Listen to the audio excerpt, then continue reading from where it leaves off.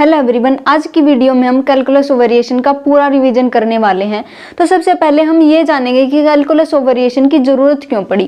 Calculus of variation क्या करता है, हमें ऐसे मेथड देता है जिससे हम किसी फंक्शनल की या तो मिनिमाइज वैल्यू निकालते हैं या उसको क्या करते हैं, मैक्सिमाइज करते हैं। हम किसको मिनिमाइज या मैक्सिमाइज करते हैं, फंक्शनल को करते हैं। तो फंक्शनल क्या होता है, फंक्शनल एक ऐसा ऑपरेटर है जो फंक्शंस को रियल नंबर के ऊपर क्या करता है, मैप करता है। ऐसे ऑपरेटर को मैं क्या बोलती हूँ, फंक्शनल बोलती हूँ। तो सबसे पहले हम किसकी बात करेंगे, फिक्स्ड बाउंड्री वैल्यू प्रॉब्लम की बात करेंगे। जो फिक्स्ड बाउंड्री वैल्यू प्रॉब्लम क्या होती है, इसमें हमारे पास ऐसा इंटीग्रेशन होता है जो कहाँ से कहाँ तक रन करता है, x1 से लेके x2 पर रन करता है। और यहाँ पर एक फंक्शन लिखा रहता है जो किसका होता है, x, y dash into d x is equal to I y of x। यही होता है हमारे पास फंक्शनल। और यहाँ से हमें जो y ऑफ x की वैल्यू मिलती है उसको हम क्या बोलते हैं, फंक्शनल का एक्सट्रीमल बोलते हैं। और इसके साथ हमारे पास दो बाउंड्री कंडीशन भी होती हैं जो कैसी होती हैं, y of x1 is equal to y1, y of x2 is equal to y2। ये होती है हमारे पास फिक्स्ड बाउंड्री वैल्यू प्रॉब्लम। और अगर यहाँ से मैं y ऑफ x निकालना चाहती हूँ तो क्या करूँगी, एक आइलर इक्वेशन होती है उसका यूज करूँगी। आइलर इक्वेशन क्या कहती है, curl f upon curl y minus d upon d x into curl f upon curl y dash is equal to 0। ये क्या होती है हमारे पास, ये होती है हमारे पास आइलर इक्वेशन। इसकी हेल्प से हम क्या करते हैं, यहाँ से एक एक्सट्रीमल निकालते हैं। और अगर ऐसा केस आ जाए 1 is equal to 0, 0 is equal to 4, इस तरीके का कुछ, तो यहाँ पर हमें क्या मिलता है, नो एक्सट्रीमल का केस मिलता है। और अगर ऐसा हो जाए कि y is equal to C2 sin x, तो इस केस में हमारे पास C2 की बहुत सारी वैल्यू पुट कर सकते हैं हम। तो यहाँ पर भी हमें क्या मिलेगा, इनफाइनाइट सॉल्यूशन का केस मिलेगा। लेकिन अगर ऐसा आ जाता है C1x प्लस C2 और ये वाली कंडीशन पुट करने के बाद हमें C1 और C2 की कोई यूनिक वैल्यू मिल जाती है, तो उस केस में हमारे पास क्या होता है, यूनिक सॉल्यूशन का केस होता है, यूनिक एक्सट्रीमल का केस होता है। तो सबसे पहले हम क्या करते हैं, फिक्स्ड बाउंड्री वैल्यू प्रॉब्लम ये होती है जिसमें f(x, y डैश का एक फंक्शन होता है। हम क्या करते हैं, आइलर इक्वेशन की हेल्प से इसको सोल्व करते हैं और यहाँ से हमें डिफरेंशियल इक्वेशन मिल जाती है। अगर उस डिफरेंशियल इक्वेशन में ऐसी सिचुएशन आ जाती है 1 is equal to 0, 0 is equal to 4, boundary condition put करने के बाद, तो हमारे पास कैसा होगा, नो एक्सट्रीमल का केस होगा। लेकिन अगर y is equal to C2 sin x ऐसा आ जाता है और यहाँ ऐसा आ जाता है कि left hand side is equal to right hand side, इस तरीके की कोई सिचुएशन बन जाती है, तो उस केस में हमारे पास क्या होता है, इनफाइनाइट सॉल्यूशन का केस होता है। और अगर ऐसा हो जाए कि y is equal to C1x plus C2, इस तरीके का कोई आ जाए और बाउंड्री वैल्यू की कंडीशन रखने के बाद C1 एंड C2 की हमें यूनिक वैल्यू मिल जाती है, तो इस केस में हमारा क्या होता है, यूनिक एक्सट्रीमल का केस होता है। अब ये होते हैं हमारे पास आइलर इक्वेशन और मैक्सिमम केसेज में हम इसी का यूज करते हैं और इसी का यूज करने से हमारा एक्सट्रीमल मिल जाता है। लेकिन कभी कभी क्या होता है कि हमें एक्सट्रीमल इतनी आसानी से नहीं मिलता। जब हमारे लिए एक्सट्रीमल निकालना इतना आसान ना हो तो हम क्या करते हैं, आइलर इक्वेशन की दूसरी फॉर्म यूज करते हैं। जो आइलर इक्वेशन की दूसरी फॉर्म क्या होती है, curl f upon curl x minus d upon d x f minus y dash curl f upon curl y dash is equal to 0। ये होते हैं हमारे पास आइलर इक्वेशन की सेकेंड फॉर्म। अब इसमें भी 3 केसेस बनते हैं। सबसे पहला केस हमारे पास क्या बनता है कि ये जो f x y डैश है ये हमारे पास किस पे इंडिपेंडेंट हो जाए, x पे इंडिपेंडेंट हो जाए, बस y एंड y डैश का फंक्शन हो। उस टाइम हम क्या करेंगे, इसका यूज करेंगे। अगर x पर इंडिपेंडेंट है तो curl f upon curl x हमारे पास क्या हो जाएगा, 0 हो जाएगा। तो यहाँ से हमें केस मिलेगा d upon d x f minus y dash curl f upon curl y dash is equal to 0। और अगर इस डेरिवेटिव को भी हटा देती हूँ मैं यहाँ से, तो यहाँ पर क्या मिल जाएगा, हमें कांस्टेंट मिल जाएगा। तो ये होता है हमारे पास फर्स्ट केस। सेकंड केस में क्या होता है कि इस y पर डिपेंडेंट नहीं होगा हमारा फंक्शन, इस y से कैसा होगा, इंडिपेंडेंट होगा। अगर इस y से इंडिपेंडेंट है तो इस फॉर्म का यूज करेंगे। यहाँ पर क्या हो जाएगा, curl f upon curl y कैसा हो जाएगा, 0 हो जाएगा। तो यहाँ से हमें क्या मिलेगा, d upon d x into curl f upon curl y dash is equal to 0।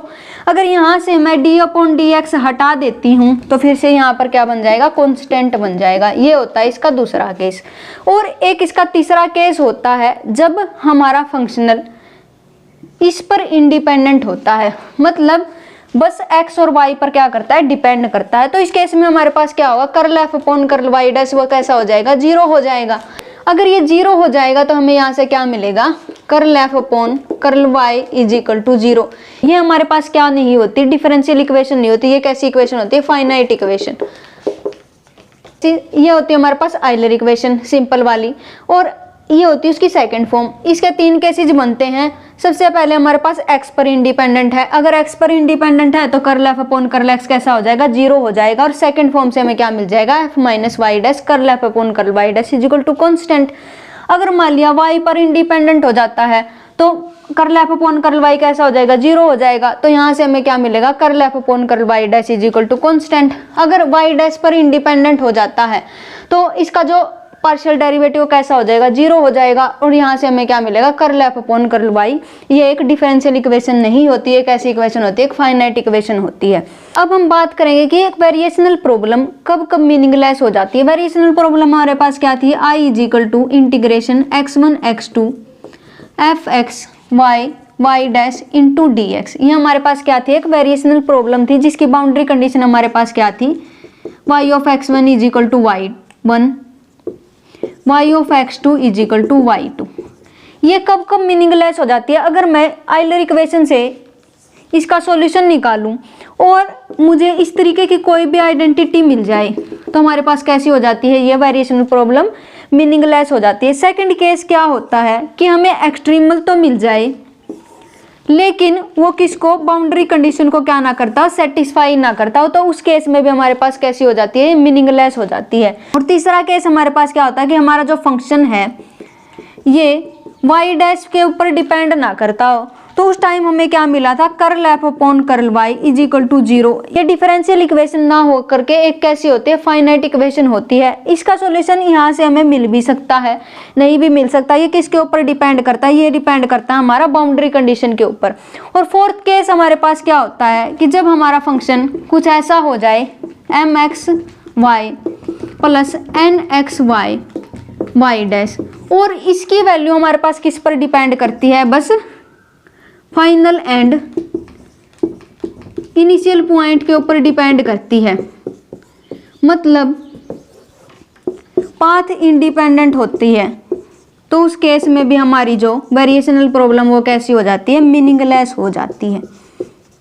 तो ये हमारे 4 केसेज हैं जिनमें हमारी वेरिएशनल प्रॉब्लम कैसी हो जाती है, मीनिंगलेस हो जाती है। पहला केस क्या होता है, 0 इज इक्वल टू 0, इस तरीके की कोई भी हमें आइडेंटिटी मिल जाए।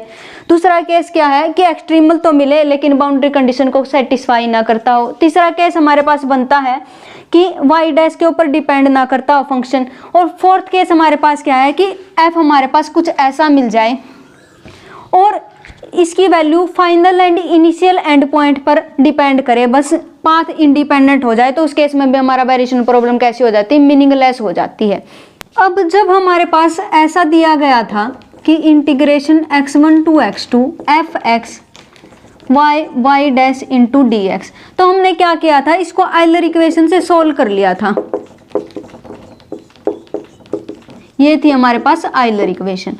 अब अगर वो ऐसा कर दे कि इस f को x y y dash y double dash y triple dash ऐसे ही चलता रहे, तो उस केस में हम ये आइलर इक्वेशन बदल जाती है। और वो कैसी बन जाती है उस केस में, और इसको हम क्या नाम दे देते हैं, functional involving the higher order derivative. तो उस केस में इसका यूज कैसे करेंगे हम आइलर इक्वेशन का, ये कैसी बन जाएगी, curl f upon curl y minus d upon d x curl f upon curl y dash plus d square upon d x square into curl f upon curl y dash minus d cube upon d x cube, और ऐसे ही हमारा चलता रहेगा। और ये जो sign है alternate हो जाएंगे, मतलब negative positive, negative, positive, alternate position पर इनकी साइन कैसे होते रहेंगे, सेम होते रहेंगे। तो अगर वो functional involving higher order derivative दे देता है तो उस टाइम पे हमें क्या करना है, बस ये वाली आइलर इक्वेशन यूज करनी है। अब दूसरा केस क्या बनता है कि कभी कभी वो ऐसा लिख के दे सकता है कि यहाँ पर तो function x y y dash का फंक्शन है, वो क्या कर सकता है, एक से ज्यादा डिपेंडेंट वेरिएबल भी दे सकता है। यहाँ पर क्या है, वाई कैसा है, एक डिपेंडेंट वेरिएबल है, वो ऐसा लिख के दे सकता है f x y one y two and so on. इस तरीके से हमारे पास फंक्शन बना के दे सकता है। तो उस समय हम क्या करेंगे, ये आइलर इक्वेशन यूज ना करके हम क्या करेंगे, curl f upon curl y one minus d upon d x into curl f upon curl y one dash is equal to 0। ऐसे ही हर डिपेंडेंट वेरिएबल के लिए हम क्या करेंगे, आइलर इक्वेशन लिखेंगे अलग अलग, curl f upon curl y two minus d upon d x curl f upon curl y two dash. इस तरीके से हम आइलर इक्वेशन लिखेंगे। और कभी कभी वो क्या करता है, यहाँ पर तो क्या है, एक ही इंडिपेंडेंट वेरिएबल है, कभी कभी वो ऐसा लिख के दे देता है x y z z x z y d x into d y. तो इस केस में हमारी जो आइलर इक्वेशन होगी वो कैसी बन जाएगी, इस केस में हमारे पास बन जाएगी curl f upon curl z minus curl upon curl x into curl f upon curl z x minus curl upon curl y into curl f upon curl z y. इस तरीके से हमारी क्या बन जाएगी, आइलर इक्वेशन बन जाएगी। तो यहाँ से भी हमने 4 केसेस देखे हैं। सबसे पहले सिंपल वाला है जिसमें हम ये वाली आइलर इक्वेशन यूज करते हैं, और जब वो हायर ऑर्डर डेरिवेटिव दे देता है तो ये वाली आइलर इक्वेशन यूज करेंगे, और जब वो एक से ज्यादा डिपेंडेंट वेरिएबल दे देता है तो क्या करेंगे, हर डिपेंडेंट वेरिएबल के लिए अलग अलग आइलर इक्वेशन लिखेंगे। और कभी कभी क्या करता है कि इंडिपेंडेंट वेरिएबल ये एक से ज्यादा दे देता है, तो उस केस में हमारे पास क्या बन जाएगी, ये आइलर इक्वेशन बन जाएगी। अब हम बात करेंगे आइसोपैरामीट्रिक फॉर्म की। तो आइसोपैरामीट्रिक फॉर्म में वो क्या करता है, हमारे पास ये लिख के देता है, एक तो f x y y dash into d x, और एक क्या करता है, ऐसा ही दूसरा फंक्शनल लिख के देता है x1 x2, और यहाँ पर कोई भी फंक्शन लिख के इसको कांस्टेंट के इक्वल पुट कर देता है। तो यहाँ पर अगर ऐसा केस बन जाता है तो उस केस में हम क्या करेंगे, एक f फंक्शन मानेंगे, और ये वाला f इसको स्मॉल f लिख लेते हैं, f प्लस यहाँ पर g लिख लेते हैं। तो f प्लस लैम्डा जी, ये हमारे पास क्या बन जाएगा, f बन जाएगा। और इसके लिए, इस f के लिए हम क्या कर लेंगे, आइलर इक्वेशन यूज कर लेंगे। और इस पैरामीट्रिक प्रॉब्लम में हम क्या करते हैं, हमारे पास 2 फंक्शनल लिख के देगा, जैसे कि f x y y dash into d x, और दूसरे को क्या करेगा, इसको कांस्टेंट के इक्वल पुट कर देगा। तो हम क्या करेंगे, एक नया फंक्शन मानेंगे एफ प्लस लैम्डा जी, इसके लिए आइलर इक्वेशन सोल्व करेंगे, वहां से सॉल्यूशन निकालेंगे, और वहां पर कोई कांस्टेंट बच जाएगा, उसकी वैल्यू निकालने के लिए हम क्या करेंगे, इस इक्वेशन में पुट कर देंगे, और वहां से हमें कांस्टेंट की वैल्यू मिल जाएगी, और फिर हमें क्या मिल जाएगा, एक्सट्रीमल मिल जाएगा। यही होती है हमारे पास आइसोपैरामीट्रिक प्रॉब्लम। अब हम बात करेंगे एक बाउंड्री वैल्यू प्रॉब्लम, जिसके पॉइंट क्या कर सकते हैं, मूव कर सकते हैं। हमने क्या देखा था, फिक्स्ड बाउंड्री वैल्यू प्रॉब्लम देखी थी, जो क्या थी, x1 x2 f x y y dash into d x, और इसके साथ जो बाउंड्री कंडीशन थी वो क्या थी, ये बाउंड्री कंडीशन हमारे पास दी गई थी। अब मैं क्या करूंगी, इनमें से एक पॉइंट को तो रखूंगी फिक्स, और दूसरे पॉइंट को क्या करवाऊंगी, मूव करवाऊंगी। तो हमारे पास एक कंडीशन होती है f minus y dash curl f upon curl y dash dot del x2 at x2 y2 plus f y dash dot del y2 at x2 y2 is equal to 0। अब अगर मान लिया कि पॉइंट हमारा x axis पर move करता है, x axis पर मूव करता है, तो यहाँ पर y2 कैसा हो जाएगा, हमारे पास 0 हो जाएगा। तो यहाँ से हमें क्या केस मिलेगा, f minus y dash curl f upon curl y dash dot del x2 is equal to 0, ये वाला केस मिल जाएगा। और जब हमारा पॉइंट y एक्सिस पर मूव करता होगा, y एक्सिस पर मूव करता होगा तो ये डेल x2 0 हो जाएगा। तो यहाँ से हमें क्या मिलेगा, f y dash dot del y2 is equal to 0। और अगर मान लिया ये एक दूसरे पर इंडिपेंडेंट हो जाएं, इनकी मूवमेंट, तो उस समय क्या होगा, f minus y dash curl f upon curl y dash is equal to 0 और f y dash is equal to 0, ये कंडीशन हमें मिलेगी। और एक केस क्या बन सकता है कि ये जो x2 है एंड y2 है कैसे हो जाएं, एक दूसरे पर डिपेंडेंट हो जाएं। तो उस केस में मैं मान लेती हूँ कि अगर कोई किसी पर डिपेंडेंट हो जाते हैं दो वेक्टर, तो क्या होता है कि एक दूसरे के कांस्टेंट मल्टीपल होते हैं। तो मैं यहाँ पर मान लेती हूँ कि ये जो डेल y2 है 5 टाइम कांस्टेंट मल्टीपल है x2 का। तो यहाँ से हमें क्या मिलेगा, f minus y dash curl f upon curl y dash into x2 plus f y dash, यहाँ पर ये कांस्टेंट मल्टीपल है किसका, x2 का। तो हमारे पास क्या बन जाएगा, 5 del x2 is equal to 0, ये बन जाएगा। और यहाँ से जब मैं कॉमन लूंगी इन दोनों को, तो हमारे पास क्या बनेगा, 5 dash minus y dash f plus curl f upon curl y dash, ये हमारे पास क्या बन जाएगी, फाइनल इक्वेशन बन जाएगी। और अगर मान लिया हमारा एक्सट्रीमल बस वाई डैश पर डिपेंड करता है, तो उस केस में हमारे पास ये सॉल्यूशन बनता है। तो उस केस में जब मैं यहाँ पर पुट करती हूँ उसको, उस y को, तो हमारे पास क्या बन जाता है, यहाँ से एक कंडीशन निकल के आती है, 5 dash y dash is equal to -1। इसको हम क्या बोलते हैं, ट्रांसवर्सलिटी की कंडीशन बोलते हैं। ये फाई तो हमारा गिवन कर्व होता है और y हमारे पास क्या होता है, एक्सट्रीमल होता है। तो ये होता है हमारे पास मूविंग बाउंड्री का केस। अब हम किसकी बात करेंगे, अप्रोक्सीमेट सॉल्यूशन की बाय द रेले-रिड्ज मेथड। तो उसमें हम क्या करते हैं, कोई भी हमारे पास वेरिएशन प्रॉब्लम दी जाती है और इस तरीके की कोई बाउंड्री कंडीशन दे दी, मान लिया उसने 1 पे भी वैल्यू 0 देता है और 0 पर भी वैल्यू 0 देता है। तो इस केस में हम क्या मान लेते हैं, एक सॉल्यूशन मान लेते हैं। सॉल्यूशन क्या मान लेते हैं अपनी तरफ से, cx इंटू x माइनस 1, और कोशिश हम ये करते हैं कि इस सॉल्यूशन में कम से कम कांस्टेंट रहें। और यहाँ से सॉल्यूशन मानने के बाद हमारे पास वो ये भी लिख के देता है इंटीग्रेशन। तो क्या करते हैं, इस y को यहाँ पर पुट कर देते हैं, फिर हमारे पास कोई भी वैल्यू आ जाती है i, वो किसके अंदर होते हैं, c के अंदर। अब उस c को रिमूव करने के लिए हम क्या करते हैं, c के विद रिस्पेक्ट टू क्या करते हैं, डेरिवेटिव करते हैं, कैसा, पार्शियल, और वहां से हमें c की वैल्यू मिल जाती है। अगर c की वैल्यू मिल जाती है तो हमें एक्सट्रीमल मिल जाता है। तो ये होता है हमारे पास रेले-रिड्ज मेथड, जिससे हम क्या करते हैं, अप्रोक्सीमेट सॉल्यूशन फाइंड आउट करते हैं। अब अगर मैं किसी भी एक्सट्रीमल में ये देखना चाहती हूँ कि उसका लोकल मैक्सिमम कहाँ मिलेगा, लोकल मिनिमम कहाँ मिलेगा, तो मैं क्या करती हूँ, विस्ट्रास फंक्शन का यूज करती हूँ।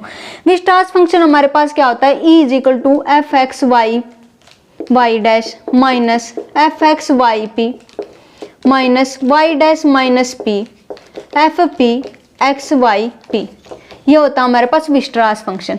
अगर इसकी value greater than equal to 0 आ जाती है हर वाई डैश के लिए, तो हमारे पास क्या बन जाता है, स्ट्रॉन्ग मिनिमम का केस बन जाता है। और जो स्ट्रॉन्ग मिनिमम होता है वो क्या करता है, वीक मिनिमम को इम्प्लाई करता है। मतलब अगर स्ट्रॉन्ग मिनिमम आ जाता है तो वीक मिनिमम भी होगा। और अगर मान लिया कुछ वाई डैश के लिए वैल्यू सेटिस्फाई करता है विस्ट्रास फंक्शन, तो हमारे पास क्या होता है, वीक मिनिमम का केस होता है। बस वीक मिनिमम स्ट्रॉन्ग मिनिमम को इम्प्लाई नहीं करता।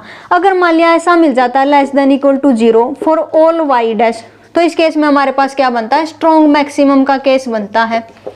और स्ट्रॉन्ग मैक्सिमम फिर से वीक मैक्सिमम को क्या कर देता है, इम्प्लाई कर देता है। लेकिन ये हर वाई डैश के लिए ना होकर के किसी कुछ वाई डैश एक्स के लिए ऐसा हो, तो उस टाइम पे हमारे पास क्या बनता है, वीक मैक्सिमम का केस बनता है। और वीक मैक्सिमम स्ट्रॉन्ग मैक्सिमम को इम्प्लाई नहीं करता, ये हमारे पास होता है विस्ट्रास फंक्शन। लेकिन जब हमारा फंक्शन थ्राइस डिफरेंशिएबल होता है तो हम ये इक्वेशन यूज ना करके ये कंडीशन यूज करते हैं, f y dash y dash greater than 0 हो जाता है फॉर ऑल वाई डैश, तो हमारे पास क्या केस बनता है, स्ट्रॉन्ग मिनिमम का। और स्ट्रॉन्ग मिनिमम किसको इम्प्लाई करता है, वीक मिनिमम को। और कुछ वाई डैश के लिए करता है तो हमारे पास क्या बन जाएगा, वीक मिनिमम बन जाएगा। लेकिन अगर f y y dash less than 0 हो जाता है फॉर ऑल वाई डैश, तो कैसा केस बनेगा, हमारे पास स्ट्रॉन्ग मैक्सिमम का केस बनेगा। और स्ट्रॉन्ग मैक्सिमम किसको इम्प्लाई करता है, वीक मैक्सिमम को। और अगर मान लिया कुछ वाई डैश के लिए अगर ऐसा करता है तो हमारे पास कैसा बन जाता है, वीक मैक्सिमम बन जाता है। यही थी हमारी आज की क्लास, जिसमें हमने कैलकुलस ऑफ वेरिएशन के कुछ इंपॉर्टेंट टॉपिक को रिवाइज किया है। होप आपको ये क्लास बहुत अच्छी लगी होगी। और मिलते हैं नेक्स्ट वीडियो में ऐसे ही टॉपिक के साथ। तब तक के लिए stay connected, have a nice day, thank you and all the best for your exam.